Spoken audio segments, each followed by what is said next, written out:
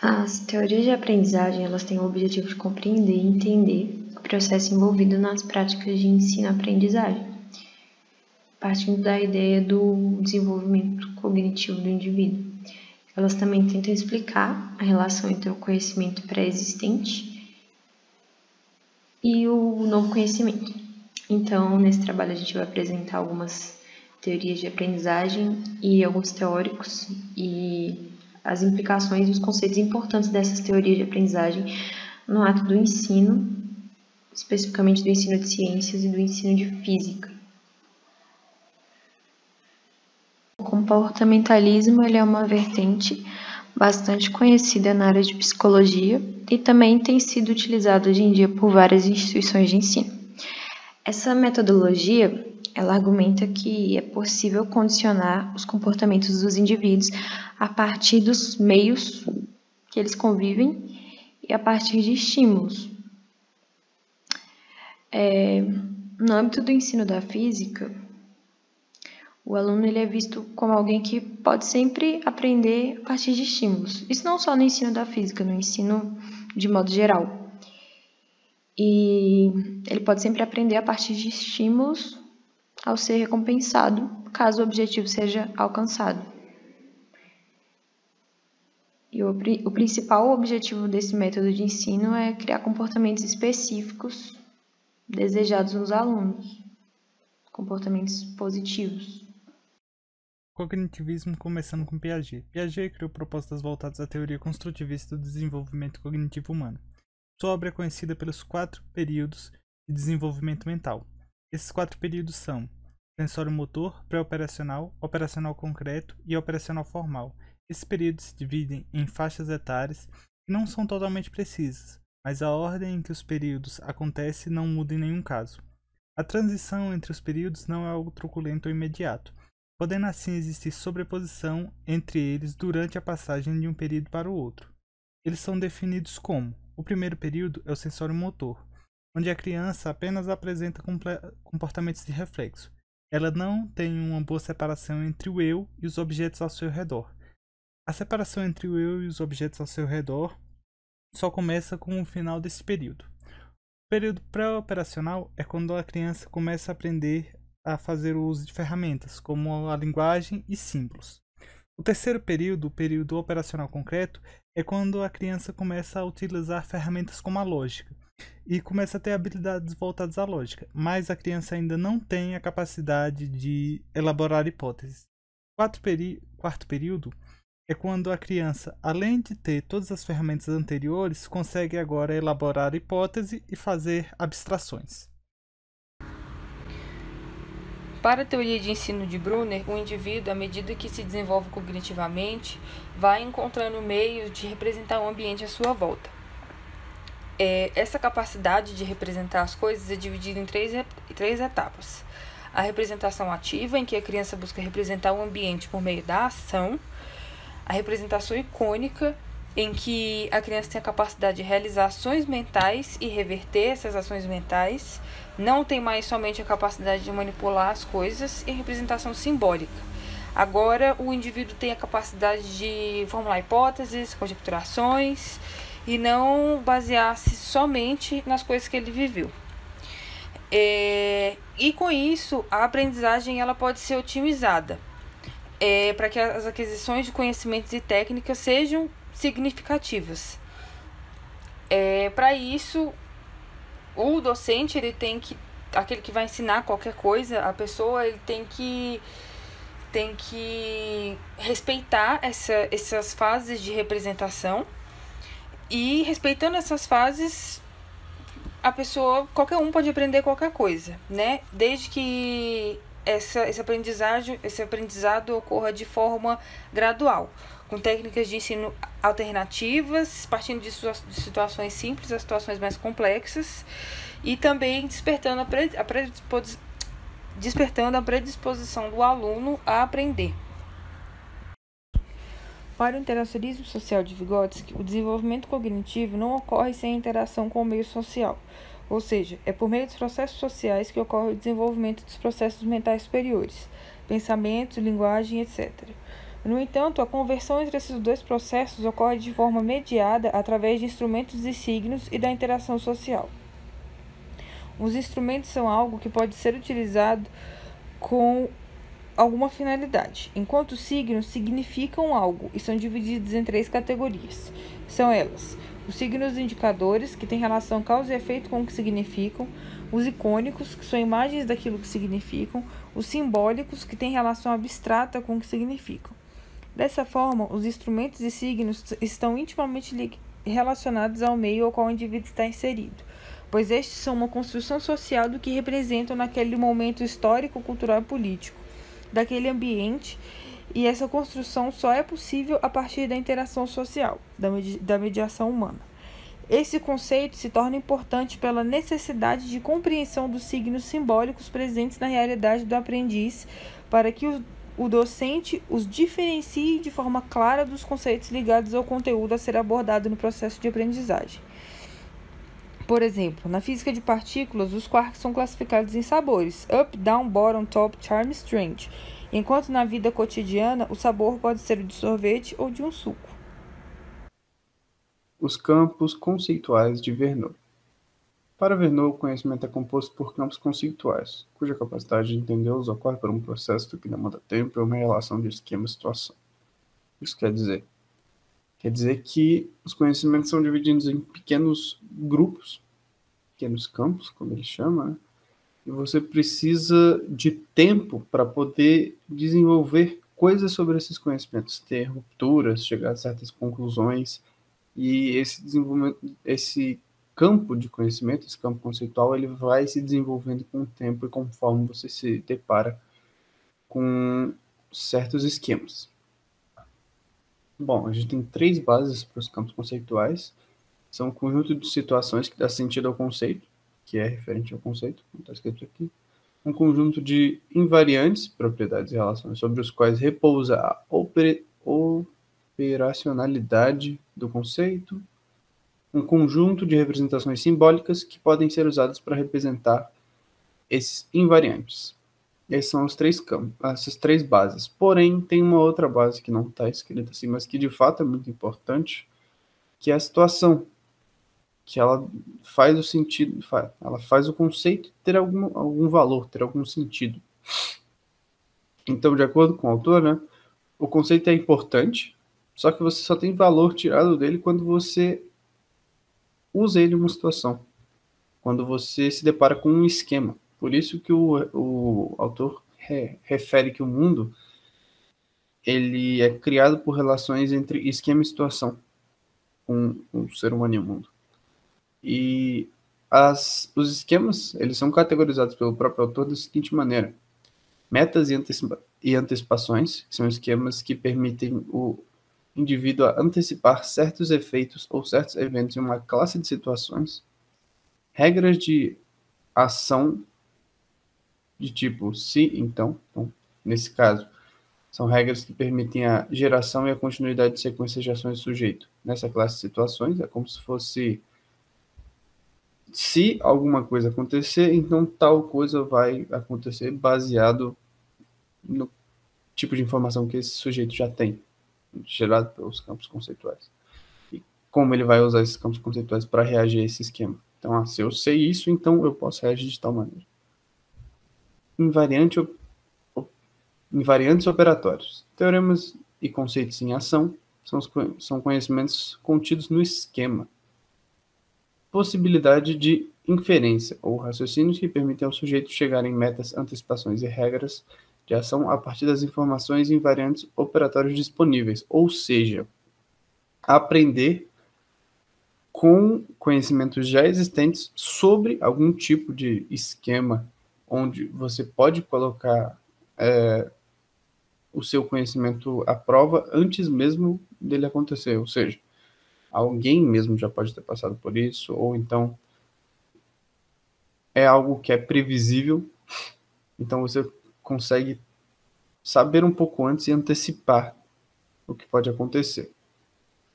E esses 2 são a base importante para você definir bem a relação de esquema e situação. E por que isso é importante para o estudo de física? Justamente porque o conhecimento teórico e amplo das leis da física, do tipo de matemática que a gente precisa fazer no curso, é muito importante. Porém, não adianta nada você saber a teoria por trás, você lembrar de certas coisas, se quando você for aplicá-las em situações reais, no nosso caso, a maioria das vezes são avaliações que simulam essas situações, você não souber aplicá-las. Então, você vai dar valor, você vai, de fato, saber que você sabe esse conceito quando você conseguir aplicá-lo de maneira decente. Isso é o que cabe no quesito da física. Mas óbvio que não são só para avaliações, né? Na vida real também você conseguiria aplicar certos conceitos, mas o mais comumente para a gente que está estudando são avaliações. Próximo slide. Os construtos pessoais de Kelly. Kelly acredita que o ser humano tem seus processos psicológicos baseado em como ele antecipa eventos. Isso é importante. Ele cria pequenas ideias, pequenos universos na própria cabeça e tenta imaginar como reagir a isso quando acontecer na vida real. Ou então, tenta ter esses conceitos sobre esses eventos já formados na cabeça dele. Esses são os construtos. São pequenos pedaços do universo. São pequenos eventos de extensão limitada, onde você antecipa certas coisas. Essa antecipação dos eventos é chamada de construto. É algo extremamente único para cada pessoa, dessa forma. Desde a forma como ela forma seus construtos, até como ela define o grau de hierarquia que existe entre eles. Isso é importante, porque cada pessoa vai formar os seus construtos de sua própria maneira, extremamente individual, e definir quem é mais importante que quem também. Por isso existe um sistema de hierarquia. Alguns são mais importantes que outros, ou então alguns são como suzeranos e outros como vassalos. Não necessariamente nessa relação, mas com um grau de hierarquia onde um é menor que o outro. Os construtos estão sempre passando por um processo de aperfeiçoamento. Porém, quando para melhorar um construto de baixo grau hierárquico, será necessário mudar todo um sistema de construtos maiores. Esse esforço pode fazer com que isso não aconteça. E o Kelly fala isso, que é uma tendência que quando você está aperfeiçoando seus construtos, porém, aperfeiçoar um construto muito simples, com uma hierarquia muito baixa na sua própria definição, e aperfeiçoar esse construto vai fazer com que todo o esquema onde ele faz parte, toda essa hierarquia tenha que ser mudada. Por conveniência, o ser humano pode querer não aperfeiçoar esse construto, apesar de ser uma tendência que os construtos estejam sempre sendo aperfeiçoados. E, no caso da aplicação disso para ensino, especificamente ensino de física, é muito bom entender como o aluno vai formar os seus construtos, como ele vai querer antecipar os eventos relacionados ao estudo de física e saber que existe uma hierarquia de conceitos, mas que essa hierarquia é maleável. Essa hierarquia pode mudar quem está no topo, quem está na parte baixa da hierarquia, o que é importante quando a gente está aprendendo física. Porque cada vez a gente aprende conceitos novos e a gente sabe que o mundo não se resume estritamente mais àquela pequena porção que a gente aprende de conteúdo. São várias leis da física que regem a natureza. Então é importante compreender que, além desses construtos serem formados, a hierarquia entre eles pode mudar. Aqui. Aprendizagem significativa de Ausubel. A teoria de David Ausubel é uma teoria cognitiva de aprendizagem e mostra como facilitar a aquisição de conhecimento. Assumindo que um fato é o maior responsável pela aprendizagem, esse fato seria o conhecimento prévio do aprendiz. Além disso, esse aprendiz deveria ter vontade em aprender o que está sendo ensinado. Em outras palavras, aprendemos o que temos vontade de aprender a partir do que já sabemos.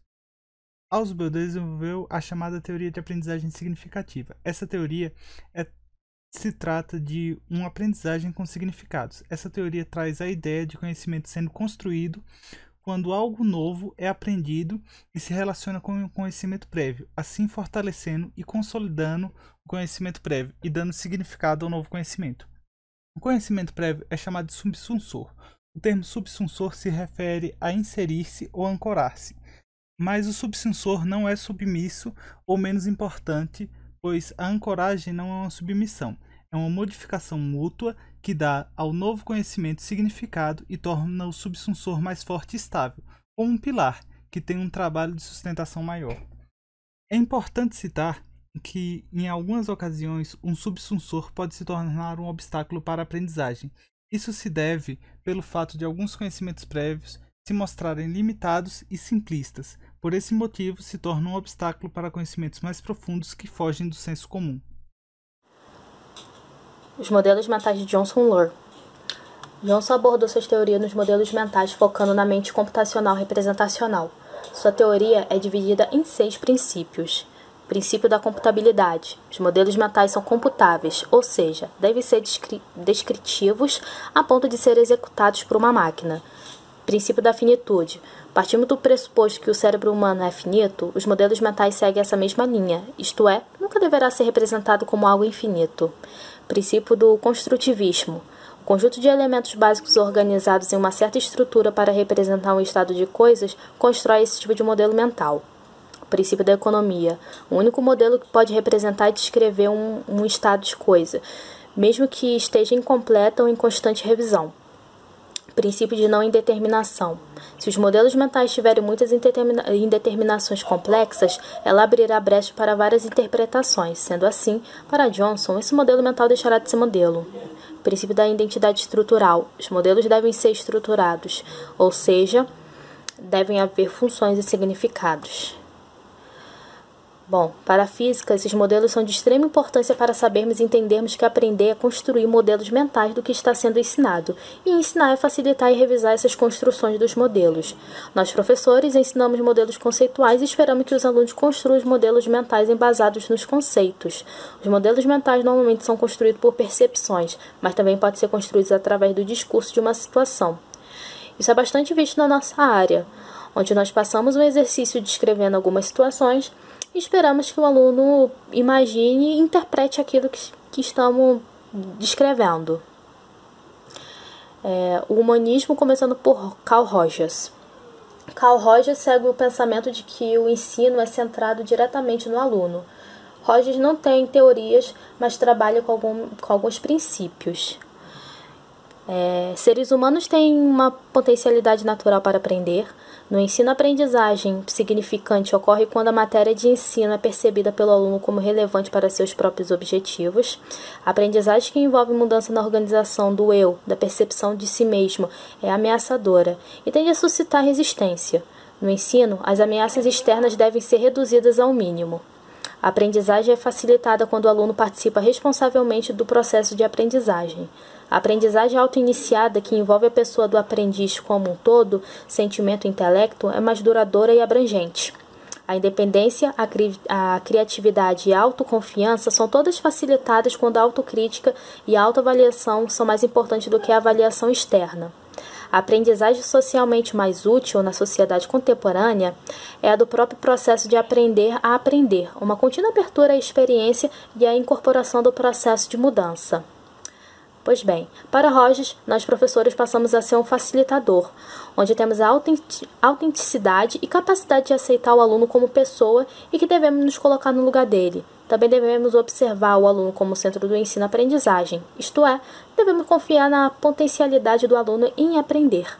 Obviamente que esses conceitos não serão trabalhados de um dia para o outro, mas esse assunto fica para a próxima, quando focarmos diretamente no Carl Rogers.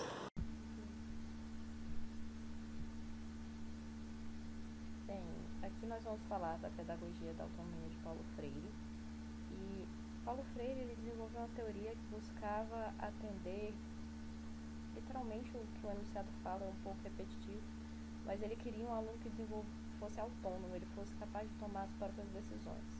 E baseado nisso, ele decidiu que iria desenvolver um ensino baseado na vivência do aluno, focado no aluno e de forma que isso tivesse significado para o estudante.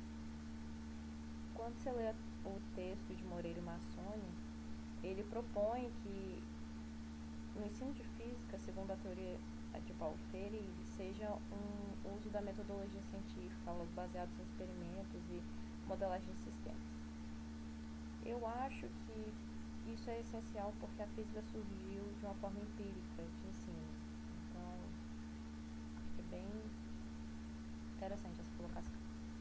Aí nós temos a aprendizagem significativa crítica de Moreira. Moreira não é que ele tem uma teoria fixa, ele aplicou as teorias de Ausubel, ele tem uma linha humanista de ensino e ele trabalha com a aprendizagem significativa. Quando você lê o texto, você descobre que a aprendizagem significativa não é uma teoria, sim um esquema de estratégias para poder melhorar o ensino. E ele trabalha com a questão de que o aluno ele vai ser capaz de julgar se o que ele aprendeu foi válido ou não. Ele também vai ser autônomo, que nem na pedagogia de Paulo Freire, só que de uma forma menos direta.